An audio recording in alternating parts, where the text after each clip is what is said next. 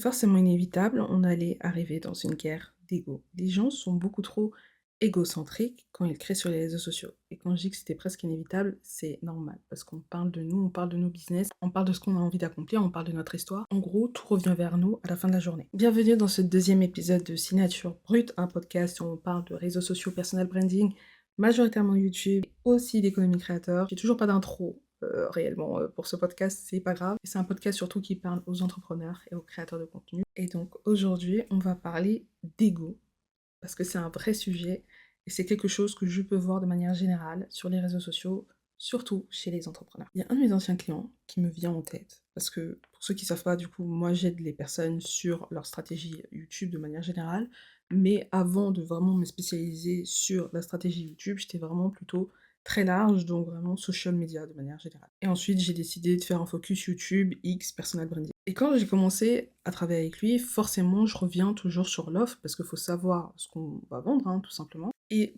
par rapport à lui, tout était bancal. C'est-à-dire que son offre était bancale, il n'avait pas de cible définie, c'est-à-dire qu'il voulait viser tout le monde, et si tu t'intéresses au business, tu sais que viser tout le monde, c'est viser personne, c'est une très mauvaise chose. Par contre, quelque chose que j'avais remarqué, c'est qu'il était très focus sur lui, il était très confiant dans sa capacité à délivrer et à la qualité de son offre, et surtout, il était focus sur faire de la vente. Énormément de ventes, énormément d'argent, c'était son focus primaire, genre littéralement. Et en fait, il n'y a aucun mal à vouloir faire de l'argent, je pense qu'on a tendance d'ailleurs à diaboliser cette envie de faire de l'argent qui est en vrai une envie normale, parce qu'on vit tout simplement dans une société capitaliste, donc je pense pas que c'est quelque chose qu'on devrait diaboliser à 100%. Par contre, la vision qu'il avait autour de faire de l'argent, je la trouvais assez malsaine. Parce que du coup, il ne faisait pas les actions qu'il devait faire ou qu'il aurait peut-être aimé faire, mais il faisait des actions, je trouve en tout cas, plutôt liées à une sorte de désespoir. C'est-à-dire que je l'ai surpris à copier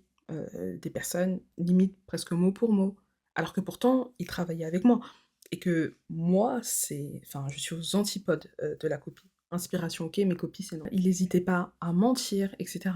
Et ça, je sentais qu'il le faisait pas parce qu'il avait nécessairement envie de le faire, mais parce que il se disait que s'il voulait vendre, s'il voulait que les gens achètent son offre, son produit, il devait le faire.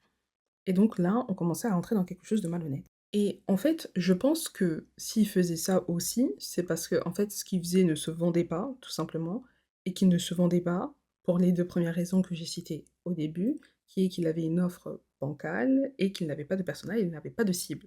Moi, quand je travaille avec quelqu'un, c'est quelque chose sur lequel on revoit. Si c'est pas posé, mais ça va être, c'est quoi ton offre, quelle est ta cible, sur qui on se concentre. Et en fait, le problème de pas avoir ça, bah, en fait, ça lui permet pas de vouloir sincèrement aider les gens. Parce que si tu ne sais pas à qui tu vends, si tu ne sais pas à qui tu parles, comment tu peux penser pouvoir les aider? Parce que tu ne les connais pas, tout simplement. Et en fait, il est là le problème. C'est qu'on est trop focus sur nous, sur ce qu'on peut faire, sur ce qu'on peut gagner, et pas sur les autres personnes qu'on peut aider, sur ce que les autres peuvent gagner à nous écouter, à nous regarder et à nous consommer. Parce que c'est du temps. Quand on nous consomme, quand on nous regarde, quand on nous écoute, c'est du temps qu'il ne passe pas à faire autre chose. Et ensuite, potentiellement, à acheter notre produit digital, à acheter notre service, à travailler avec nous, etc. Aujourd'hui, on ne devrait pas être obsédé par notre personne. On ne devrait pas être obsédé parce que les gens nous regardent. Oui, vous êtes dans une guerre de l'attention, etc. Oui, c'est quelque chose qu'on entend souvent. Tu dois attirer l'attention est de plus en plus dure à avoir. Mais on oublie surtout une chose, on commence à sortir de cette guerre de l'attention et on rentre dans une guerre de la confiance. C'est-à-dire qu'aujourd'hui, tu peux avoir mon attention. Ça ne veut pas dire que je vais te faire confiance. D'ailleurs, il y en a plein des personnes comme ça que je vais regarder de manière très rapide, notamment sur les réseaux sociaux dits courts, donc TikTok, Instagram réel, etc. Et pour autant, ça ne veut pas dire que je leur fais confiance. Et si vous regardez même d'ailleurs sur pas mal de entrepreneurs en ligne, qui ont des business en ligne, que ce soit e-commerce, business services, produits digitaux, etc., vous verrez de plus en plus de personnes qui sont méfiants, de plus en plus de personnes qui remettent en cause leur dire. Ça vous montre bien une chose, ça vous montre qu'on n'est plus du tout dans une guerre de l'attention, mais dans une guerre de la confiance. C'est d'ailleurs pour ça que généralement je parle de construire une communauté. Parce que quand vous construisez une communauté, vous construisez aussi de la confiance. Et cette monnaie-là, qui est la confiance, elle se vaut très cher. Parce que la confiance, c'est pas que montrer ton expertise, c'est pas que montrer que potentiellement t'es stylé, que tu sais faire des choses, etc. La confiance, c'est aussi quelque chose qui se construit sur le temps. Et donc, il faut prendre le temps. Le problème, c'est qu'on est dans une ère aujourd'hui où les gens veulent aller trop vite, où les gens veulent réussir en 30 jours, en 2 semaines, en 7 jours, en 6 mois, peu importe. Ils veulent aller vite. Sauf que gagner la confiance des gens, ça prend du temps. Ça prend du temps. Moi, cette chaîne YouTube, ça fait pas très longtemps qu'elle est là, ça doit faire 2 3 mois. Mais la vérité, c'est que je suis pas sur les réseaux depuis 2 3 mois.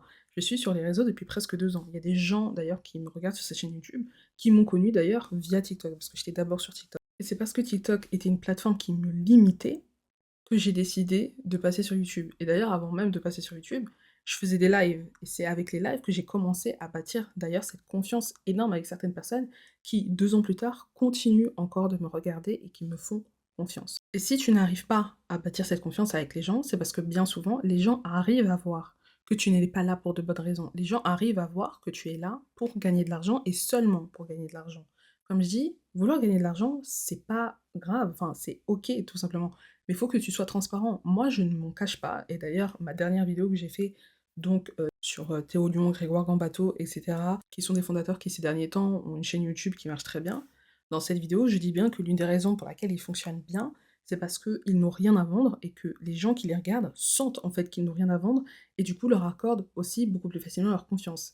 Moi, dans cette vidéo, je dis bien, par exemple, moi, j'ai quelque chose à vendre. C'est quelque chose que j'assume et je suis totalement transparente avec. Et je suis totalement transparente parce que de toute façon, vous allez le voir. Vous allez le voir, le constater. Avoir quelque chose à vendre ne fait pas forcément de nous des personnes malhonnêtes. Par contre, il faut être transparent. Et c'est en étant transparent que les gens vont vous faire confiance. Faut pas prendre les gens pour des imbéciles. Et donc, du coup, pour revenir à ce que je disais, comme ces personnes-là ne sont pas concentrées sur sincèrement aider les gens, ils ne se concentrent pas du coup sur les bonnes actions, sur les bons outputs. Et donc forcément, ça donne pas quelque chose de bon. Typiquement, quand moi je crée du contenu, à chaque fois je me dis qu'est-ce que les gens peuvent en tirer. Et c'est d'ailleurs pour ça que j'ai du mal à faire du contenu très léger, notamment sur les réseaux sociaux courts, parce qu'en fait, à chaque fois j'ai envie que les gens apprennent quelque chose, ou en tout cas en ressortent avec de la valeur, sauf que en faisant des choses très très très légers, en restant de surface, ben ça me permet pas d'aller en profondeur. Sauf que attention, le contenu surface, c'est aussi nécessaire, parce que c'est grâce aussi à ce contenu surface que tu peux faire, en fait, t'intéresser une personne à un sujet particulier, et ensuite la faire entrer dans une sorte de tunnel pour qu'ils se disent: «Waouh, mais en fait, il y a tout ça qui est possible». Par exemple, je pense que l'un des meilleurs exemples, c'est, les livres de type, Père riche, père pauvre, La semaine de 4 heures de Timothy Ferriss. C'est des livres qui, si vous vous intéressez de manière plus ou moins, large au business en ligne, vous avez sûrement lu, ou à minima vous en avez entendu parler. Quand ensuite vous creusez dans ce milieu-là du business en ligne, ou même du business, hein, de manière générale, vous allez vous rendre compte que bon, c'est un peu, surtout la semaine des 4 heures, c'est pas utopique, mais bon voilà, c'est quand même très, très loin de la réalité et il y a d'autres choses à prendre en compte et cetera. OK, soit, mais au tout début, quand vous les avez lus, ça vous a permis en fait de rentrer dans cette nouvelle chose, dans ce nouveau truc que vous connaissiez pas. Donc le contenu un peu de surface, c'est quand même un peu nécessaire. Pas obligatoire par contre, pas obligatoire, mais que je considère quand même un peu nécessaire. Mais en tout cas, qui est pas le genre de contenu, à titre personnel, qui me fait vibrer. Mais dans tous les cas, comme on ne va pas s'intéresser à eux, on va pas s'intéresser aux gens à qui on souhaite vendre en fait à la base, et on va trop se concentrer sur nous, on va pas faire les bonnes actions, et d'ailleurs, derrière, on va pas faire que du bon contenu ou du contenu qui peut les aider, qui peut les informer, et cetera. Typiquement, là je vous parlais de contenu, de surface, généralement, les personnes qui se concentrent uniquement, uniquement à eux, qui sont très égocentriques, qui pensent qu'à faire du cash, ils se concentrent généralement, majoritairement sur ce contenu de surface parce qu'ils cherchent justement à avoir un max de vues. Garde l'attention, garde l'attention, garde l'attention. Si tu cherches réellement à ce que ta communauté te fasse confiance, tu vas au bout d'un moment faire du contenu où tu vas montrer ton expertise, où tu vas être plutôt vulnérable, là on parle plutôt des créateurs de contenu, ou en tout cas tu vas essayer de construire une relation, plus ou moins profonde, mais construire une relation. Et construire une relation, ça passe par du contenu qui ne fait pas de vues. Enfin, non, j'abuse un peu. Ça passe par du contenu qui fait moins de vues. On fait moins de vues, mais les personnes qui nous regardent sont des personnes qu'on va toucher beaucoup plus fort, beaucoup plus profondément, et c'est nécessaire. C'est nécessaire. Généralement, ça passe par du contenu long, donc là, ici, YouTube, mais ça peut passer aussi par d'autres formats, comme le format podcast, qui est aussi d'ailleurs le format de cette vidéo aujourd'hui, parce que je fais un podcast par mois. Mais ça peut aussi passer par le live, par exemple. Donc stream sur Twitch ou alors, live, sur TikTok, tout simplement. Alors, ce que je veux en fait dire avec cet épisode du «les gens sont beaucoup trop égocentriques», c'est à l'inverse, commence-toi à t'intéresser sincèrement aux gens qui te suivent et surtout à ta clientèle cible si tu souhaites vendre quelque chose. Ça ne veut pas dire que tu ne peux pas parler de toi, parce qu'il y a ça aussi. Tu peux parler de toi tout en apportant de la valeur aux gens qui te regardent. Tu peux parler de toi en voulant aider les autres, notamment par exemple en partageant ton vécu, en partageant ton histoire. Ça, c'est des choses qu'on voit d'ailleurs énormément sur les réseaux sociaux. Des personnes qui viennent et qui disent voilà comment j'ai fait X, voilà comment j'ai fait Y, peu importe. Quand, pour reprendre l'exemple de tout à l'heure, quand je parle par exemple de donc il y a Grégoire Gambato et Guillaume Moubèche. Quand Guillaume Moubèche et Grégoire Gambato viennent sur YouTube et parlent de leur expérience, ils parlent d'eux. C'est d'eux dont ils parlent. Et pourtant, ils apportent de la valeur. Parce qu'en fait, on apprend de leur expérience. Un autre exemple, par exemple, c'est Daniel Dallène. Daniel Dallène, en réalité, quand on regarde son contenu, il va pas nous apprendre des choses de manière très directe, de manière très tangible. Lui, c'est plus de l'intangible. On est plus sur de l'inspiration, montrer que c'est possible. Voilà, moi j'ai grandi aux Pays-Bas, et puis après je suis partie en Chine, et puis après j'ai fait des millions, et peu importe. On est plus dans de l'intangible. Il parle rarement de chiffres pour le coup, mais c'est pas plus mal. Ça, c'est une approche que je préfère. Pas forcément parler de chiffres, parce que aussi, quand vous parlez de chiffres, vous attirez pas forcément les bonnes audiences, et ça aussi, il faut en être conscient. C'est pas négatif, il faut juste être conscient de qui vous ramenez derrière. Ou peut-être plutôt comment vous parlez de chiffres. Je pense que c'est plutôt ça. Pas parler de chiffres, mais plutôt comment vous en parlez. Et donc, plus vous allez essayer d'aider les gens qui vous regardent, plus vous allez essayer, sincèrement en plus, hein, d'apporter de la valeur. Et comme je dis, apporter de la valeur, c'est pas que des conseils, ok? Ça peut aussi être partager votre histoire, ça peut être aussi inspirer les gens, ça peut être divertir, mais là, c'est plutôt pour les créateurs de contenu. Plus en fait, les gens vont vouloir consommer chez vous s'ils sentent que vous êtes honnête et que vous les prenez pas pour des cons. Parce que c'est ça aussi parfois qui fait la différence entre 2 personnes qui font la même chose. Typiquement, business en ligne, on va reprendre cet exemple encore parce que je sais que la majorité des entrepreneurs qui me suivent sont souvent des personnes qui font du business en ligne. Aujourd'hui, des personnes qui t'aident à scale ton business, il y en a énormément. C'est pas ce qui manque, honnêtement. Il y en a beaucoup. Pour autant, si tu parles juste de ça, de scale ton business, OK, mais qu'est-ce qui te différencie aux autres? Essaye d'aider les autres de manière sincère et tu vas voir que tout de suite, tu vas faire la différence. Typiquement, par exemple, Mathis Clouet. Mathis Clouet, tu l'aimes ou tu l'aimes pas, peu importe, on s'en fiche, c'est pas la question. Par exemple, il vient et il te fait des vidéos de 20, 30, 40 minutes, peu importe, pour t'expliquer des concepts. Alors, il va moins te partager sa vie, certes, et c'est un parti pris qu'il a. Je viendrai pas dire ici s'il est bon, s'il est mauvais, en tout cas en termes de chiffres, ça a l'air d'être bon.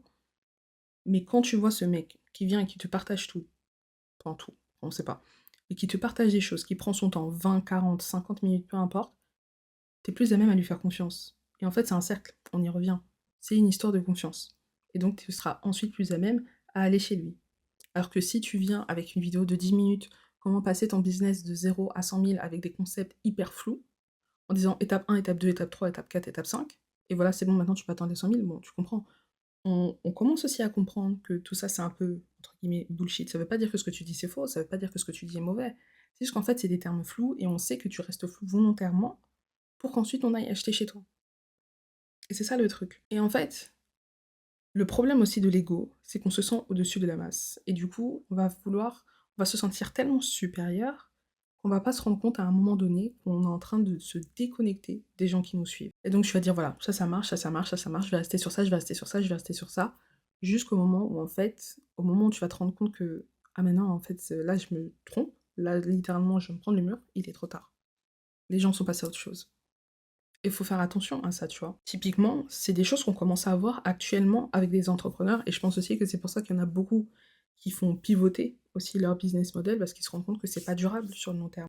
Et moi, je peux vous le dire aussi, des personnes qui se concentrent pas sur leur persona, sur leur cible, c'est peut-être aussi parce que je fréquente Twitter et donc des entrepreneurs, j'en vois, mais qui ont fait n'importe quoi, qui ont menti et qui ensuite ont dû quitter le réseau social parce qu'en fait, ils ont une mauvaise image, en fait. On en revient à cette histoire de confiance, encore une fois. Le fait d'avoir trop d'ego, de vouloir faire trop d'argent très rapidement, sans prendre en compte les gens qui nous écoutent, les gens qui nous regardent, et cetera, fait que derrière, on te fait moins confiance, fait que derrière, en fait, tu peux plus rien faire. Parce qu'après, tu as une mauvaise image et c'est fini. Lui, en vrai, il s'en sort bien actuellement, je vais pas mentir parce que l'histoire a pas pris trop d'ampleur. Il a réussi à backtrack avant que ça prenne de l'ampleur, mais on n'est jamais à l'abri de rien. Et en fait, au final, je pense que sur la durée, ceux qui sont le plus récompensés sont ceux qui cherchent sincèrement à s'intéresser à leur persona, à leurs clients, à leurs cibles, tout simplement, parce qu'ils prennent le temps de les comprendre. Ils prennent le temps de comprendre le problème, parce qu'à la fin, être entrepreneur, c'est résoudre des problèmes. Et donc ça passe par quoi? Ça passe par discuter avec eux, ça passe par regarder ce qu'ils consomment, par ce qu'ils disent sur les réseaux sociaux, par ce qu'ils, commentent et cetera. Moi, je sais que c'est quelque chose que je fais énormément, c'est-à-dire que je vais passer du temps sur Reddit pour voir les conversations qu'il y a. Si possible, parfois, je vais aller sur des Discord pour voir les discussions. On se rend pas compte, hein, mais dans les communautés, on en apprend énormément. Moi, je vais dans les commentaires, que ça soit les commentaires Instagram, les commentaires TikTok, les commentaires YouTube. Je regarde ce qui se dit. Je regarde ce qui se dit. Et vraiment, pour pas mal de clients, c'est ce que je fais. Là, littéralement, j'ai eu une cliente là, il y a pas longtemps. J'ai commencé à travailler sur sa clientèle cible, sur son persona. Je suis allée sur les réseaux sociaux de ses concurrentes et j'allais dans les commentaires et je regardais tout ce qui revenait, tout ce qui se disait. Tout le temps. Il faut s'intéresser sincèrement à ce que les autres pensent, à ce que les autres disent, aux problèmes qu'ils ont. Parce que plus tu vas comprendre leur psychologie, plus ce sera simple. Même au-delà, parce que ici, comme j'ai dit, moi je m'intéresse à YouTube. Mais par exemple, pour ceux qui font des ads, c'est hyper, hyper, hyper important de se mettre à la place, en fait, des gens qui nous regardent, des gens qui nous consomment, des gens qui nous achètent. Il faut avoir de l'empathie. Vraiment. Il faut avoir de l'empathie, et en plus, ça, pour le coup, c'est quelque chose que les femmes, de manière générale, ont réussi à mieux développer que les hommes. Parce qu'on leur a appris à être empathique, parce qu'être empathique, ça s'apprend. Et donc, avoir de l'ego, c'est un peu nécessaire, surtout quand on est entrepreneur, parce que si t'as pas d'ego, tu te fais vite marcher dessus, tu vas te faire bouffer par la comparaison avec ceux qui réussissent mieux que toi, etc. Et tu vas terminer au sol. Mais quand tu approches la création de contenu, il faut savoir prendre du recul et, à l'inverse, être empathique et t'intéresser vraiment aux autres, parce que c'est en t'intéressant vraiment aux autres qu'ensuite tu peux créer ce qui va leur servir au mieux. Et c'est ça qu'on veut à la fin de la journée. Et je pense que c'est pour ça que moi, à titre personnel, les gens, quand ils me contactent, et ça, même sans parler de clients, vraiment juste des gens qui m'envoient des messages, qui me contactent, et cetera, ils me disent: «Avec toi, c'est différent. Je sens que toi, t'as une bulle». C'est une personne qui m'avait dit ça en commentaire, qui m'avait dit: «Toi, t'as vraiment ta propre bulle». Et quand elle m'a dit: «Tu ta propre bulle», c'est pas en mode t'es dans ton monde, c'est: «Non, toi, ce que tu fais, ce que tu dis, c'est différent des autres». Parce que les gens voient que je suis littéralement sincère dans mon approche et que je viens vraiment avec mon truc à moi, avec ma manière de penser et ma vision. Et ça, c'est hyper, hyper important quand vous créez du contenu. J'espère que cet épisode de podcast vous aura plu. Si tu veux que je traite d'un sujet, n'hésite pas à m'en parler et on se retrouve le mois prochain pour un nouvel épisode de podcast.